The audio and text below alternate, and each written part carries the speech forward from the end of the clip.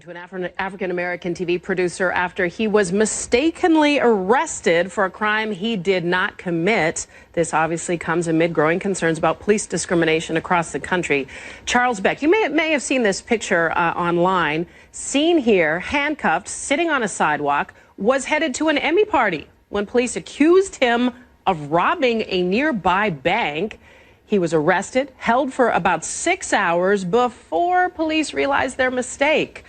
The Beverly Hills Police Department said Belk closely matched a description of the suspect and regrets the incident. On his Facebook page, Belk says this happened to him because he was, quote, misidentified as the wrong, tall, bald head, black male, fitting the description. Hey, what's up, everybody? Welcome to the I've Been Falsely Accused radio show. I'm your host, Cogee. We in the house, baby. We got a great show today. The show today, we talking about injustice. Y'all know how we get down with this injustice. To everybody around the world who's felt this injustice, you know, that Mr. Charles Belk has felt, you got to really feel the momentum of this today when we hear his story, when we talk about somebody who is successful, somebody who has, you know, an education, somebody who's about something, somebody who just got pulled out, you know, of just walking down the street for just, you know, basically being black and fitting a description. And this is what I was thinking about when I was riding in today, everybody. And to everybody around the world that's listening, I want to say hello. I hope you had a great weekend. Get your pens and paper, because today you definitely going to learn. And you're going to hear it right from the person that the injustice happened to.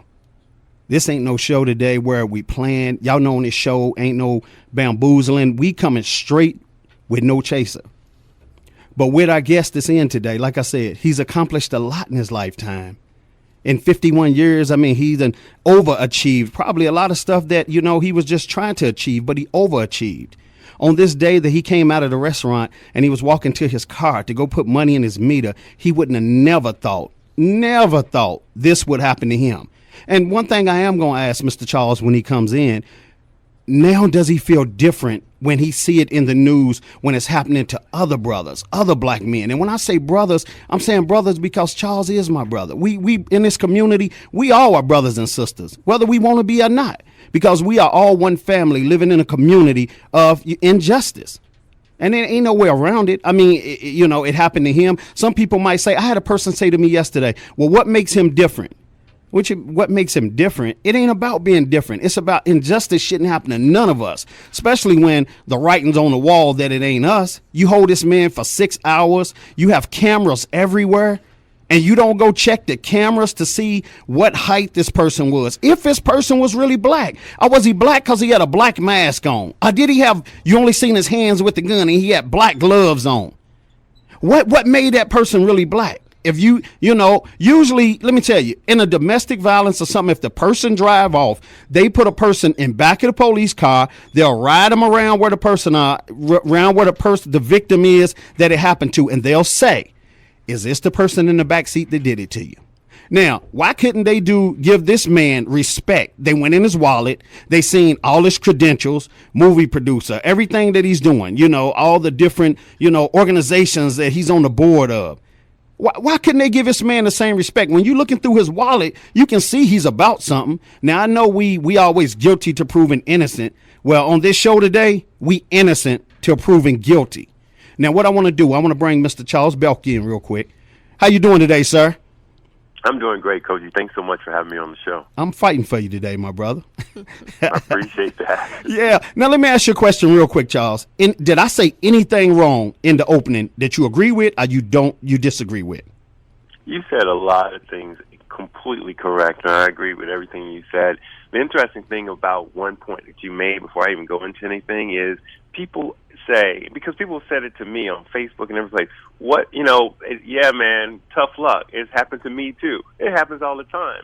And that struck on a chord from the standpoint that, yes, it does happen to people all the time. We've gotten so insensitive to the fact that it happens all the time that we're not even questioning it. We're not even making a big deal of it. It should, as you said, it should not happen to people all the time. It should not happen to anybody, anytime. That's right. And do you agree with me that whether we want to be or not, black, white, Hispanic, or whatever, we all are one family in a community. No matter where that community is, we all are supposed to look out for each other. Absolutely. 100%. You know what? Now, what I want to do before we move further, I want to dedicate something to you. Because you know what? We all need your strength. And when you said this song pulled you through, we need a song to pull us through today. Because we done had a comrade, you know, one of our comrades didn't fail. He passed away. And, you know, we got a morning show that we also doing right now, you know, in morning. In the second and third hour. So, you know, but I feel like we mourning your situation too, because with me, I want to put a tombstone on your situation where it don't have to happen to nobody else of color. Do you feel me on that? I feel you on that. All right. So we'll be right back with you. Mr. Charles Belk, I want everybody to stay locked in and tuned in. This is a young man, you know, that's been all over the news, the internet and everything where, you know, the Beverly Hills police, they had him sitting out on the curve. And y'all seen the pictures and everything, which I feel is very degrading. When you have the cameras right around the corner, you leave this man sitting in the sun, in the heat. So we'll be right back, and we're going to get down. Y'all know me. We get ready to bring it, and it's going to be a great show. We'll be right back.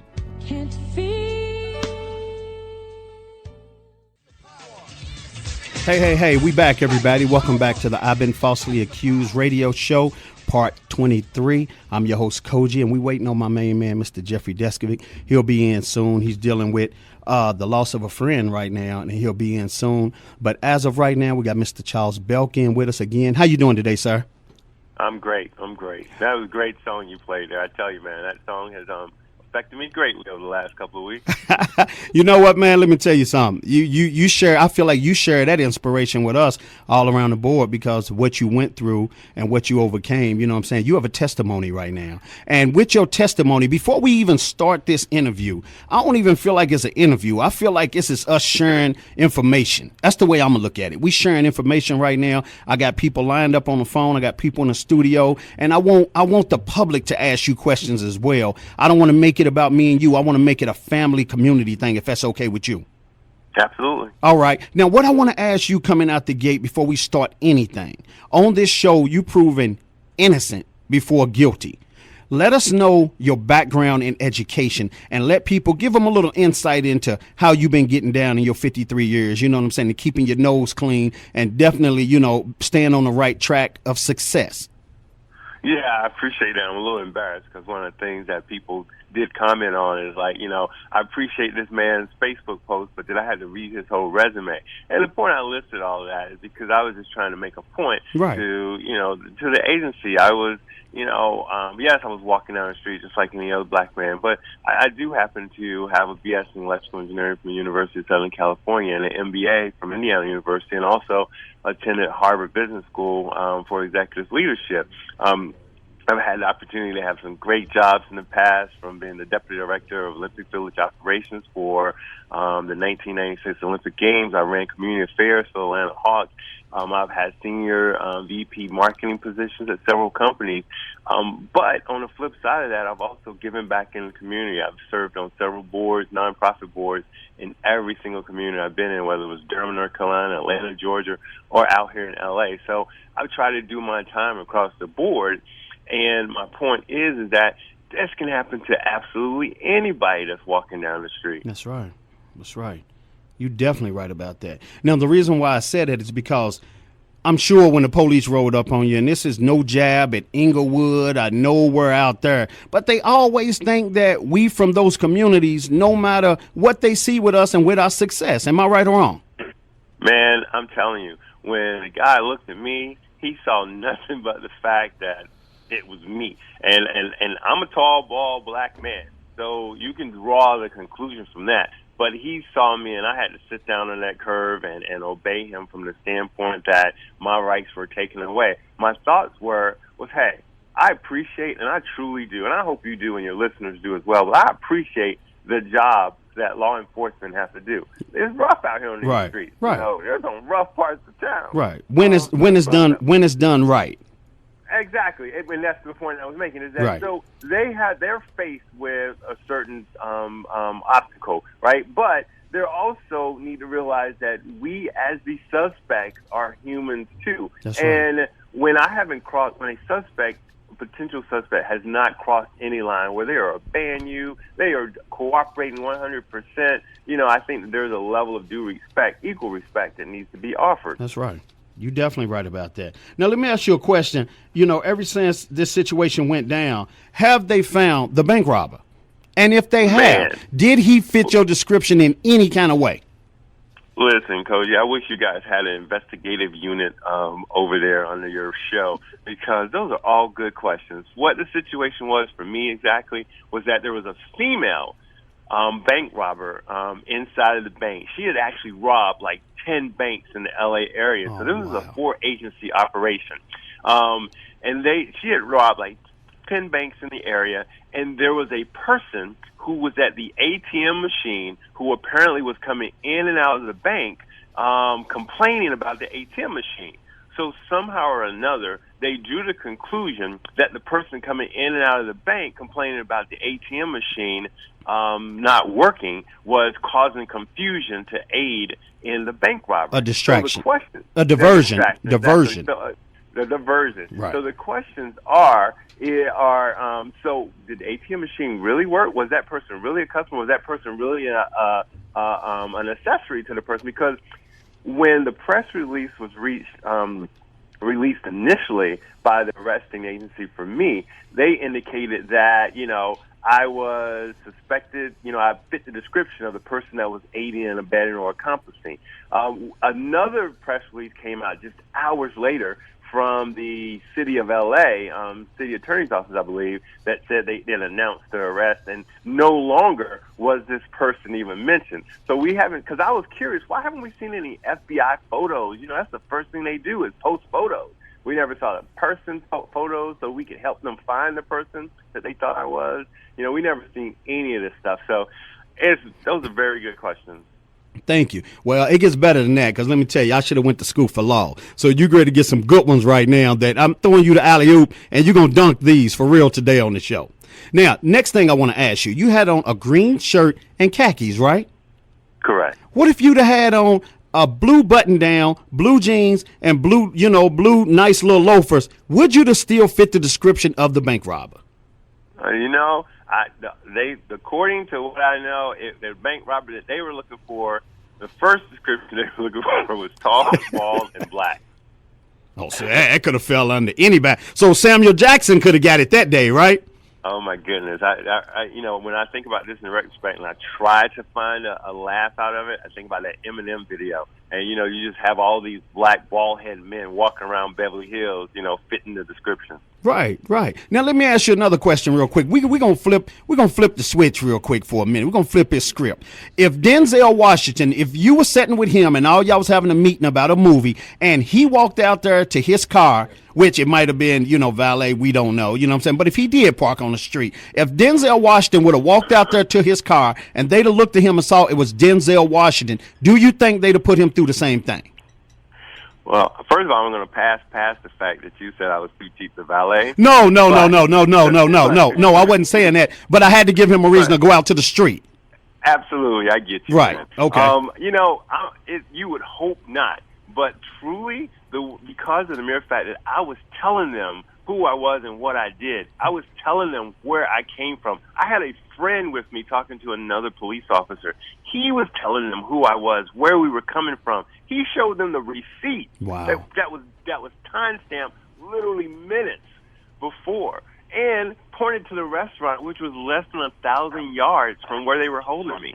So I'm not sure if they were going to listen to anybody that day. Right. And the only reason I asked that question, and I was talking to my producer before we came in, and I said, okay, well, if it was a white bank robber, we gonna say it like this. If it was a white one and they was looking for him, if it was Robert Downey Jr., if it was whoever, and they knew it was Robert Downey Jr. walking down the street, would he have still went through the same thing that you went through on that curve?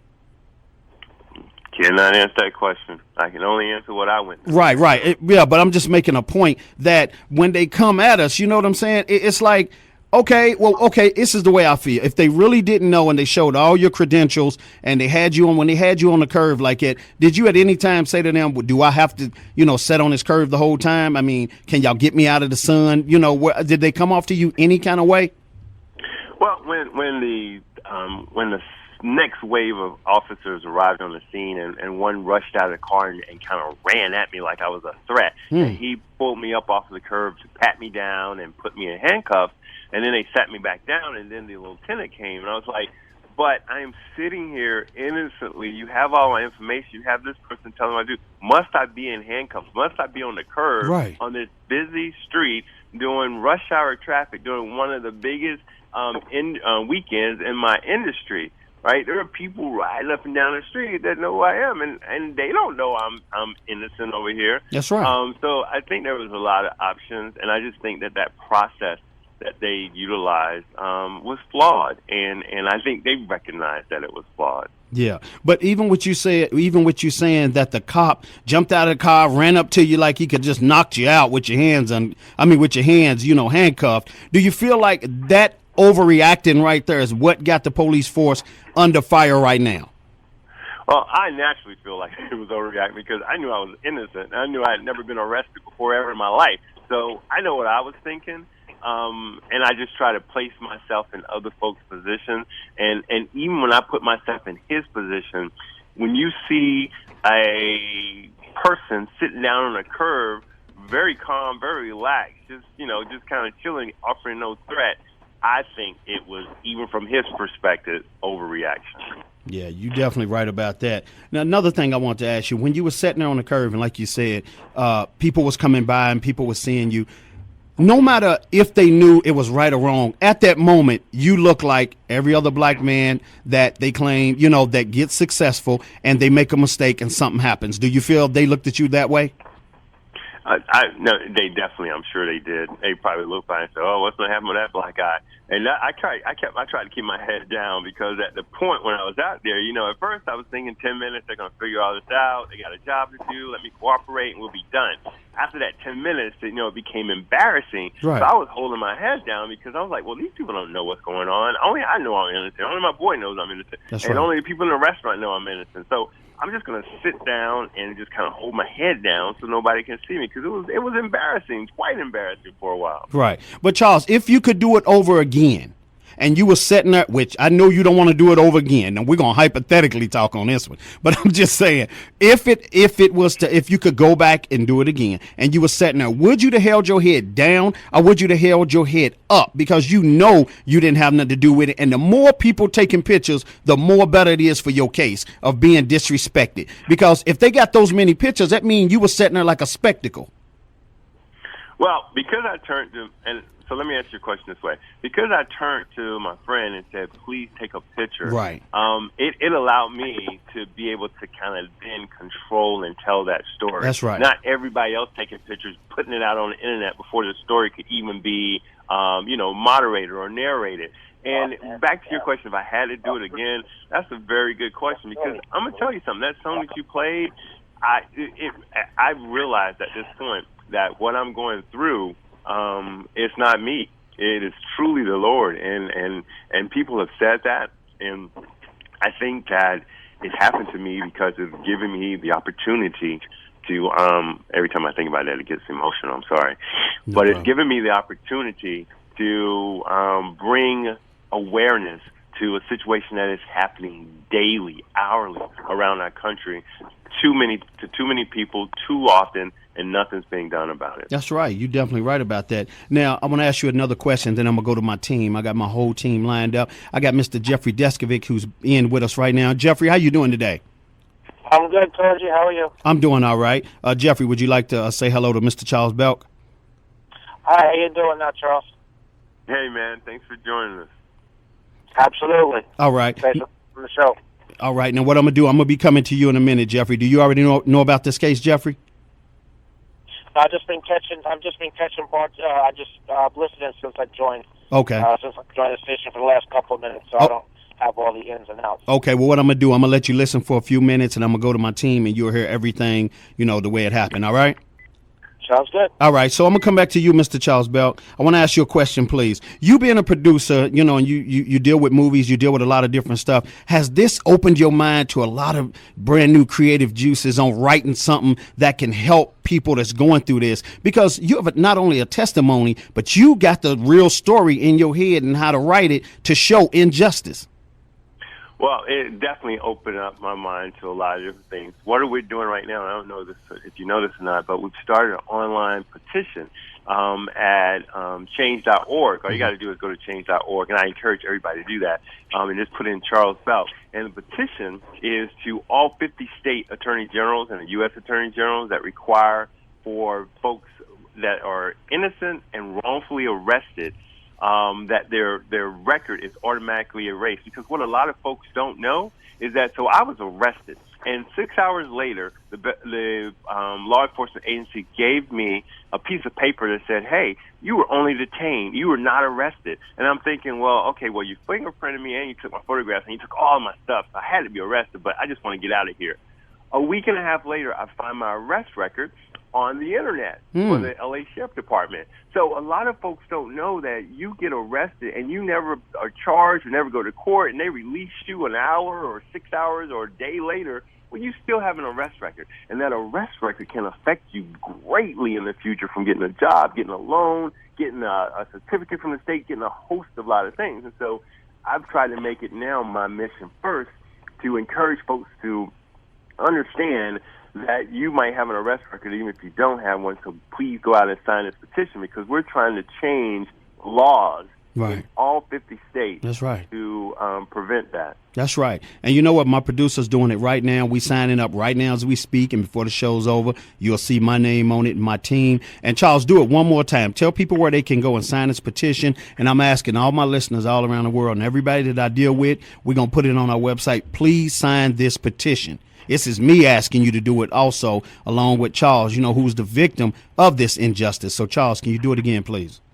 Absolutely. Just go to change.org and type in Charles Belk. That's the easiest way to get to it. And you'll find, you can also come to my Facebook page, which is Charles Belk, and it's all over there. And this is important because this is not about me. My situation is clear. They've fixed mine. I've caused enough noise where my situation is good. This is for everybody else, because it could literally happen to me again tonight when I go out on the street. It could happen to you. It could happen to any of your listeners. This can affect anyone. So everyone needs to go to that site and sign that petition. That's right. You're definitely right about that. Now, what I want to do, I want to go to my team real quick. And you know what? Let me tell you, Charles, I think you did a great thing getting out. You didn't wait around. You got right on it dealing with this situation. And that's what a lot of people don't do. And that's what we tell people. When you get in this, when you get in these situations, you got to be the first lawyer that you deal with. You have to get your game plan together. You got to study. You got to get on your case, because you can get sold out and you can get traded out. Because you don't even know. You talking about me being a producer and telling stories. I think everybody needs to tell their story. If it wasn't for me telling my story the next day and the people on social media embracing it and pushing that story out, we would not be having this conversation today. And so I now feel, because my situation is cleared, the population helped me clear my situation. Right. And we've become a voice for the voiceless, those number of folks, the people who have died, the Michael Browns, the people who, are incarcerated, who don't have that voice. We're trying to become a voice for them. That's so right. I'm leaving to go to D.C. in the morning. I'm actually meeting with 2 U.S. congressmen. Right. Actually, I'm meeting with a congressman from Nevada, Congressman Hartsford. Oh, wow. That's great. On Wednesday, I'm meeting with 2 senators on Thursday, and then I'm doing 4 panels at the Congressional Black Caucus on all sorts of stuff. So I'm trying to get this message out, because people need to know that one person can make a difference, and everyone should try. That's right. You President Kennedy said that. You definitely right about that. I agree with you. But like you said, everybody needs to understand that nobody is immune to this situation. It can happen to anybody. You definitely right about that. Now, let me ask you real quick. To somebody right now. Oh, yeah, you're definitely right about that. Charles, what can I do? What can me and Jeffrey do? I've been falsely accused. What can we do on our end to help you with this situation, as well as, you can help us with something as well? Man, I'm going to tell you what you can do. There's 2 things you can do for me. Make sure that your listeners continuously, at least for the next few days, know about this petition, that they should go out and sign. They should encourage their friends to go out and sign, because it affects us all. The second thing is, we're trying to pass legislation in every state. We have a assemblyman from California and one from Illinois who's working on introducing legislation into their respective chambers. Would love to see that done in Nevada, and you guys have a representative who's interested in doing so. A push from you and your listeners by email or phone call to his office will only help that further. Okay, so what we'll do, I want, after the show, I want you to stay on the phone, and we're going to make sure that we trade phone numbers, and me and you going to keep us going, and whatever I need to do out here on my end, because this is a need and a must. This a need, and it must happen. It got to happen to save a lot of people, but we need the police and everybody to understand you can't just run up on us and dog us like this. You know what I'm saying? I do respect their job. I think they do a great job when they do the job right, and they are needed. They do need to get the bad guys. But when you got good guys with credentials showing, man, we got too much to lose to do something like that, and the proof's in the pudding, we got receipts, we got, every restaurant got cameras right now. Now, come on, they couldn't have walked you back around the corner. They couldn't have put you in back of a police car, took you around the corner to the bank person, whoever seen it, and said, is this the man? They do it all the time. Wait. You said every restaurant have cameras. We're talking about a bank, a city bank, a big bank in a big city like Beverly Hills. Can you only imagine how many cameras they had? They had 4. I went back and looked at it later with my attorney. They had like 5 cameras covering the one ATM machine. That's right. That's right. There is no way they could not have seen that this person was not me if they would have just took the time and did their due diligence up front. Right, but see, that's why I said the restaurant first, because on here, you proven innocent before guilty. You get what I'm saying? Now, go back to the restaurant and get that timeline, how long you were sitting in there. We got the receipt, so we got that already. Now we go to the bank, and the police already can see in their head, but there's no way these don't match up. You get my point? Right. These times don't match up. He don't match up with the picture. Everything. That's why I said that you proven innocent on here before guilty. Now, what I want to do real quick, Jeffrey, I want to come to you right now and say, how important is it to do this petition, and what do you think about, him pushing for this petition? Yeah, I think the petition is very important, and I think everybody should sign it. And it's really good that someone who's been personally affected with something, takes the lead on it, because that makes it a lot more real. That's right. The other thing is this, Cogee, is that not everybody, everything can't be on my shoulders, your shoulders, or shoulders of other advocates. So it's good to have different issues championed by different people, because it all can't be on one person. We could all support everything. We all can't lead everything. That's right. You're definitely right about that. And like I said, he's definitely leading this charge, but he definitely needs the support of the community, of the radio, all the listeners, you know what I'm saying, outside of the community, because this ain't only happening in Las Vegas and in California. It's happening everywhere, except some black men don't get to tell their story on the radio. It's over. Finito. It's done. So we want to stop that. We want to definitely slow it up. And, when we put our hands up in the air, we want to know we ain't ready to get shot. We ain't ready to get beat down. We ready to be treated the way they ought to treat us, with respect. Even when now we got handcuffs on, what can we do? You got us pinned with cops everywhere. We in the middle of all of them. We're no threat at that moment. You get what I'm saying? Like he said, he was sitting there. He didn't say nothing smart. He went ahead and played the game the way it was supposed to have been played, because he was innocent. So when you're innocent, you ain't got to wild out. It's like, okay, well, 10 minutes, the proof's going to be in the pudding. But it didn't happen like that. You know what I'm saying? So therefore, it didn't happen like that because things were not done the right way. The right steps wasn't taken to prove him innocent right on the spot. I mean, what do you think about that, Charles? Absolutely. You summed it up well. The right steps were not taken. It was almost like I was assumed guilty, as opposed to be him. They had this tall black guy, and all that was matter. I don't think they thought that anything was going to come out of it, that I was going to be given the chance to prove myself innocent, because they was assuming that I was guilty. When they booked me at the police station, right, one of the booking guards looked at me, and I made a statement. I was like, wow, this is like a bad dream. And she looked at me and said, yes, this is a very serious crime you have committed. Wow. She told me that I was guilty. So even they treated you like it on the street, and really when you went into the big house down in the courthouse, the booking process, they already said, hey, this is you. It is what it is, basically. Man, I know you probably read it, but not only did they tell me that, they didn't read me my rights. They wouldn't let me make a phone call. They wouldn't allow me to talk to my attorney initially. I mean, it was, and I just want to say to your audience, because I know you've had a lot of folks on your show, and there'll be some more stories that are coming on your show. Oh, yeah. My story is nowhere near as bad as some of the stories you hear. I've heard stories of people that, I went through, but spent years in jail until they was able to prove their case. So I get that. I get mine was a to some amount of inconvenience, but the point is, it happened. It shouldn't have happened, and we need to do everything we can so it doesn't happen to anybody else. You're right about that. But Charles, let me come one more with you. Let me piggyback off what you said and come one more with you before I let you talk to my team. The police don't understand that they kidnap people too. You was kidnapped. You was kidnapped because you couldn't make a call. You couldn't do nothing to show the outside world that you was all right. They didn't know where you was at once you was taken away. You were kidnapped.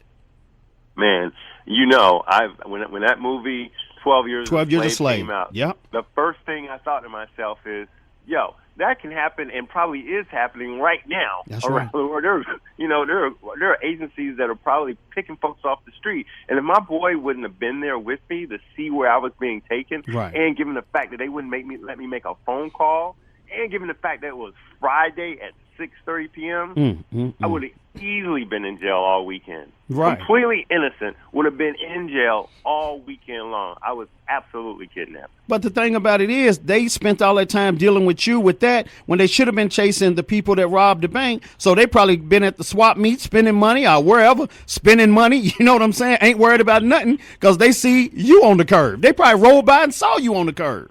You know what I'm saying? Yeah, it's crazy. I know what you're saying, man. It's crazy, man. It's crazy. And I'm sorry that happened to you, but I'm glad we have a show, me and Jeffrey, the I've Been Falsely Accused radio show, where you can call in, man. You can tell your story and you can forewarn people that this really does happen and it can happen to you. And one thing I respect about you, you said, my story don't compete with no other stories, that you done heard, through your travels and what you've been hearing lately, so like I said, I support you on this show and whatever, I can do to help you with this petition, we need to do it because like I said, we are under fire. And like I told one of my friends, I talked to him, he's a white guy, and we talked yesterday and he said, man, well, come on, it happens to everybody. I said, yeah, but look at the statistics. If me and you are going, okay, I got a good example real quick and we're going to move on. I got one of my friends, he's a legal gun carrier. I'm legal.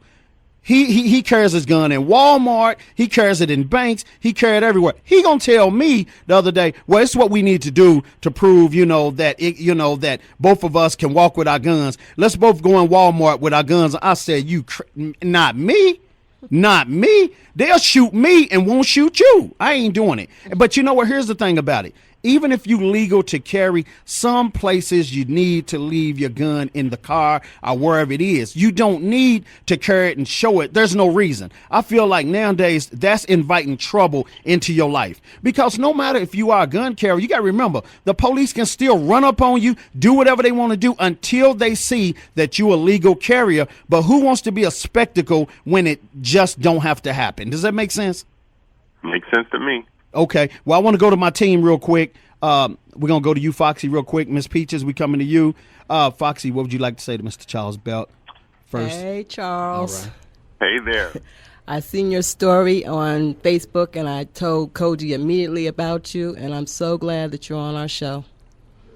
Thank you so much. I appreciate that. Yes. But what I wanted to know was, when the police arrested you, what exactly did you say? Because, our people always have a tendency of mouthing off when they get arrested by the police, and that causes them to get a beating. So can you tell our people what we should say or what we should do when we get arrested? Absolutely. There's this good pamphlet on 10 tips of surviving an encounter with the police, and I would encourage you and your listeners to go out. It's from an organization called Dare to Be Kings out of Baltimore, and they put it out, and I found it afterwards. But I looked at this list, and I thought to myself, okay, I've lived this list, and because it says you need to remember that your main goal is to get home and, try to tell your story later. No one's going to hear your story then. No one was hearing me. I couldn't do anything with my handcuffs sitting on that curb. my time was going to come later. At that point, I was hopefully just trying to survive and get home. I didn't want to give them any reason to think that I was not going to cooperate. This guy looked at me and said, "Give me your license and sit down on this curb." I give him my license, and I sat down on that curb. It wasn't until, because I was confident that I was innocent, I was confident they was going to work it out. And I was also feeling that he was trying to do his job.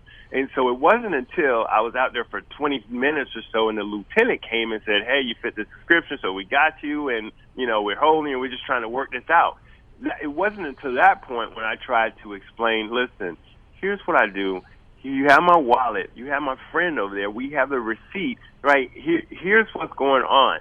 Right, but at no time was I trying to make them think I wasn't going to cooperate with them. So you just got to follow some basic set of rules. A lot of people know that unless the unless law enforcement think that have a reasonable doubt or have a reason to stop you, that you don't have to give your ID or your license or tell them your name, well, maybe you don't legally. But in the times that we're in right now, right, when you look on TV and seeing people get shot by law enforcement officers, for apparently no good reason, you don't want to be a victim of that. You want to cooperate as much as possible. I was in a very public place, so I was not completely worried. The officer happened to have on surveillance video on his helmet, so I felt a little bit more comfortable that they wasn't going to, beat me down out on the curb. Right.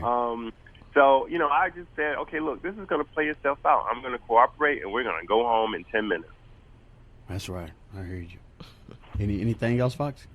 Oh, yeah, I just wanted you said something about being arrested because they have your records when you didn't do what you when they arrest you, they have your fingerprints and your picture.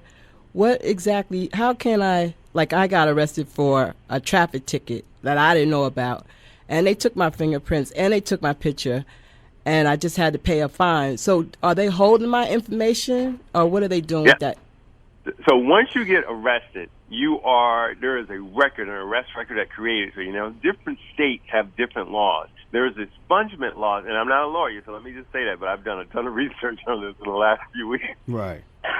Different states have different laws. Expungement laws where you can, for minor offenses, or if you went in and done time served, you can kind of petition to the state to expunge your record, which means that your record then becomes sealed, and no one can see it, and you can legally, if it's expunged, you can legally say you were never arrested, except for under certain cases, except if you apply for a gun permit, except for if you apply for a job, work around kids, except if you are, applying for law enforcement. There's several situations where you have to tell folks that you were arrested, but in most cases, you get expunged, you do not. But a lot of people don't know that. Because in my particular, so yours was a little different. You had a warrant for not paying a traffic ticket, right? So you had a warrant. They, so they arrested you, and you got an arrest record. They did their job. For a misdemeanor, I didn't want to say that. For a misdemeanor or minor offense like that, there's processes probably in Nevada that you can, if that's where you are, that you can get that kind of sealed and destroyed. Well, in my case, I shouldn't even have to do that. I did nothing. I didn't have a ticket that I didn't go pay. Right? I was walking down the street, and last I checked, not a crime. Right. That's right. I hear you.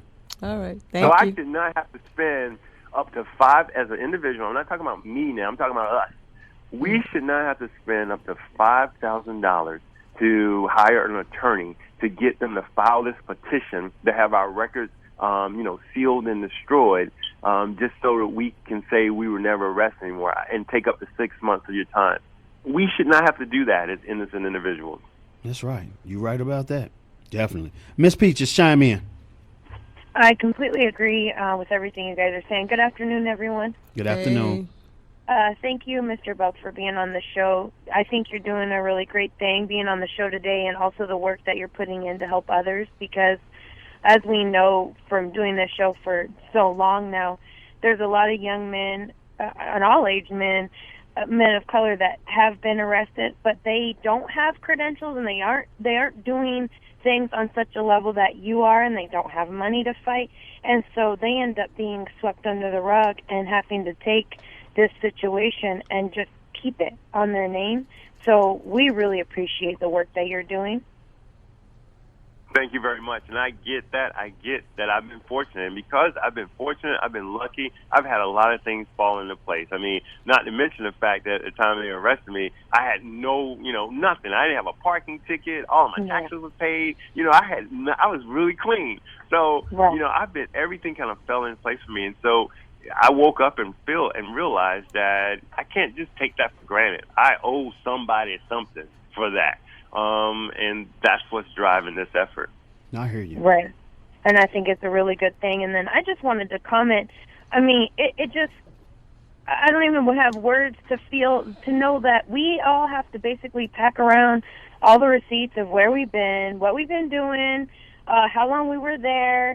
I say it all the time. Just to prove our innocence. I mean, that's for anybody, that's insanity.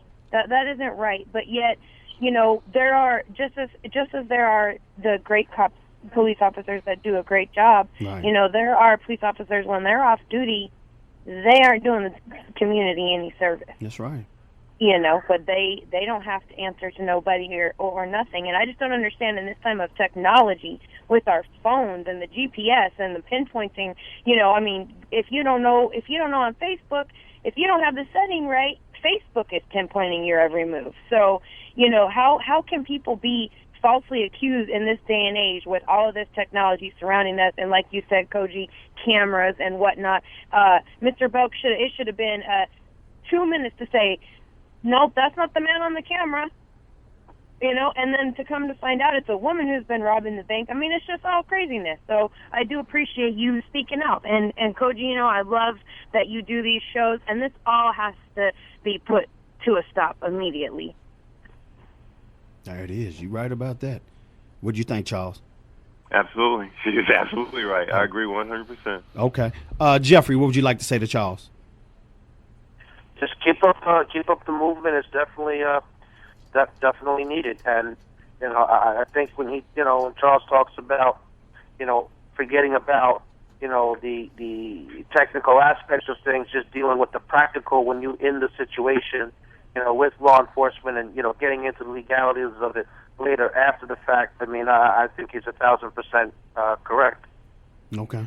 All right. But one of the things that you said earlier, Jeffrey, which I feel very strongly about, is that hey, this is, I have a personal life and I have a job. This has become a full-time job for me for the last 4 weeks, and it's a lot of work. Yes, and, it is.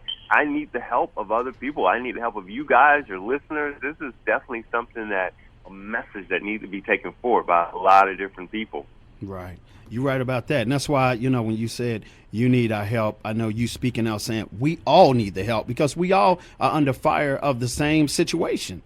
So it ain't nothing different. You know what I'm saying? We all are under fire of the same situation, but we down to 5 minutes. And, I definitely want to thank you for being on the show today, Charles. I mean, we're going to definitely keep us going, but words of encouragement real quick from you, and throw that petition out there one more time to our listeners real quick. Absolutely. Change.org. Go there and just Google Charles Belk or come to my Facebook page, Charles Belk, and you will see all information about it. My words of encouragement is that, hey, this stuff happens all the time. It does, but it shouldn't. And don't let anybody downplay it, and tell your story. If you don't tell your story and then complain about it years later, that's your fault.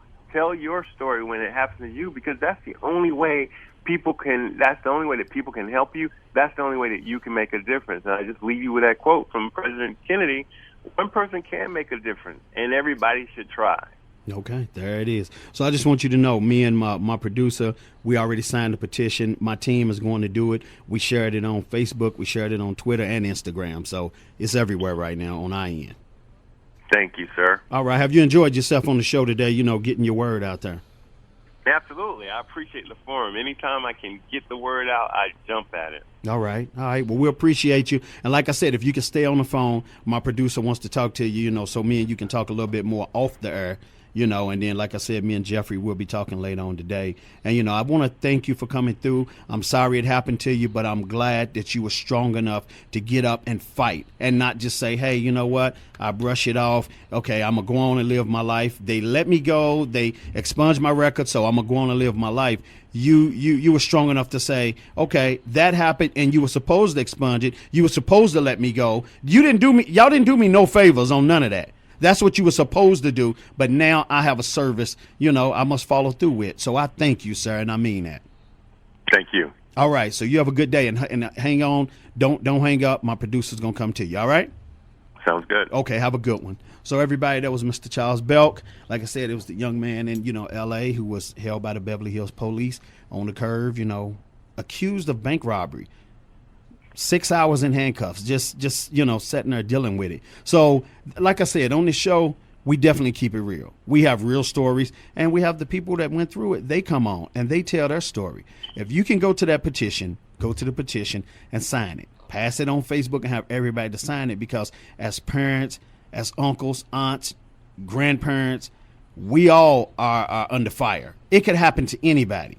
Well, why not fight for something? Even if you don't have time to be a part of something, you can take a minute and sign something, and then you can still go on about your life. It only takes a minute to sign something to bring change. I know you might not want to march. You might not want to do none of that. And I agree with that. But you can go and sign this petition, and you can make a difference. So like I said, you know, even go to I've Been Falsely Accused, you know, join up with us.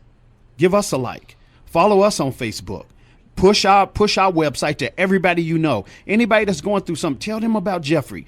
This is what we need to do. We need to keep this going. Me and Jeffrey, we do this out of love. We ain't getting rich to do it. It ain't even about the money. It's about the awareness and saving the community. So I want y'all to stay locked in and stay tuned in. And me and Jeffrey will be back. And then we're going to talk about Mr. William Lopez, who passed away. You know, this is a going home show that we're going to have for him. We're going to celebrate him in these next 2 hours. We're going to talk about what a great guy he was. What a great guy he was coming through the show. He'll truly be missed. But what he brought to the game when he got out, you know, and what he endured that whole time he was locked up. So y'all stay locked in. Y'all stay tuned in. I'm the host, Cogee, and Mr. Jeffrey Deskovic, and we are the I've Been Falsely Accused radio show. This is part 23, and we'll be right back.